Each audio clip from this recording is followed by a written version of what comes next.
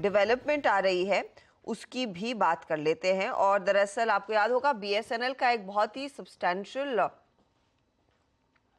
Order आने वाला था, एक तो लाइसेंस के लिहाज से और वो टाटा ग्रुप के हाथ लगता हुआ दिखाई दिया।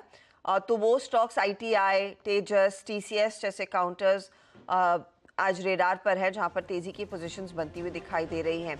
लेकिन साथ ही कल एक इंपॉर्टेंट बैठक हुई थी, एफएसडीसी की बैठक हुई और इसमें इकोनॉमी की समीक्षा की गई।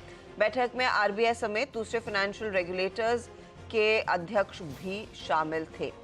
अब आरबीआई ने कहा है कि स्ट्रेस टेस्ट के मुताबिक बैंकों में रिस्क नहीं है। अब यहां से आगे किस तरह का आउटलुक है और क्या कुछ खुलासा हुआ उस पर्टिकुलर बैठक में, हमारे economic policy editor Lakshman Roy हमारे साथ जुड़ गए हैं। लक्ष्मण, क्या क्या मुख्य बातें निकल कर आई हैं और हमारी हालत कैसी, क्योंकि स्पेशली जो बैंकों की क्राइसिस अमेरिका में है उसके कॉन्टेक्स्ट में डर था कि क्या ये ग्लोबल कंटेजन रिस्क है। आरबीआई क्या कहता है? देखिए, दरअसल सिलिकॉन वैली बैंक में जो कुछ हुआ, क्रेडिट स्विस में जो कुछ हुआ या रीजनल बैंक में जो वहां हो रहा है, वैसा कोई खतरा दूर दूर तक भारतीय बैंकों में नहीं है। ये दरअसल बात सामने आई है रिजर्व बैंक के स्ट्रेस टेस्ट को लेकर के, और रिजर्व बैंक ने अपने इस स्ट्रेस टेस्ट का जिक्र जो है एफएसडीसी की जो कल बैठक हुई थी उसमें किया। और इस एफएसडीसी की बैठक में वित्त मंत्री थी निर्मला सीतारमण और जितने भी अलग अलग फाइनेंशियल सेक्टर के रेगुलेटर थे वो थे।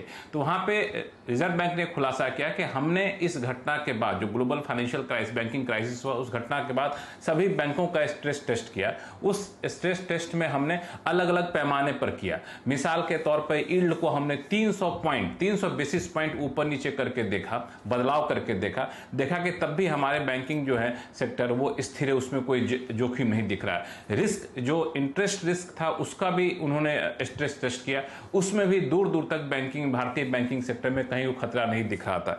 इसके अलावा एचटीएम जो कि हेल्ड टू मैच्योरिटी होता है, उस पीरियड में भी बदलाव करके स्ट्रेस टेस्ट में देखा गया, वहां भी कोई यहाँ पे दिक्कत नहीं दिखी। तो रिजर्व बैंक का मानना है कि जो अमेरिका में कुछ हो रहा है, बैंकिंग सेक्टर में संकट जो गहरा रहा है, उसका असर या फिर उस वैसी कोई घटना भारतीय बैंकों में नहीं होने वाली है, इसको लेकर निश्चिंत रहिए। और लगातार निगरानी भी रिजर्व बैंक ने अपनी बढ़ा दी है। सभी जो टॉप बैंक हैं, टॉप 100 एनबीएफसी हैं, उनसे एक एक करके लगातार बातचीत की जा रही है, उनके मैनेजमेंट के साथ, उनके बोर्ड के मेंबर के साथ अलग अलग पैमाने पर उनकी समीक्षा की जा रही है। तो रिजर्व बैंक ने का साफ तौर से मानना है कि ऐसा कोई फाइनेंशियल क्राइसिस या फिर बैंकिंग क्राइसिस भारतीय बैंकों में नहीं देखने को मिल रहा है और इसको लेकर किसी भी तरह कोई आशंका नहीं रखनी चाहिए। ये सारी जानकारी जो सूत्र बता रहे हैं एफएसडीसी की बैठक में रिजर्व बैंक की तरफ से दी गई है। शुक्रिया आप इस अपडेट के लिए। तो रिजर्व बैंक बेसिकली कहता हुआ, आश्वस्त करता हुआ मार्केट को कि भारतीय बैंकों की हालत और खासतौर से एनबीएफसीज की सिचुएशन काफ़ी संतोषजनक है और Credit Suisse, silicon valley bank जैसी स्थिति के बाद यहाँ पर उस तरह की क्राइसिस आने की गुंजाइश बहुत ही कम है या फिर ना के बराबर है।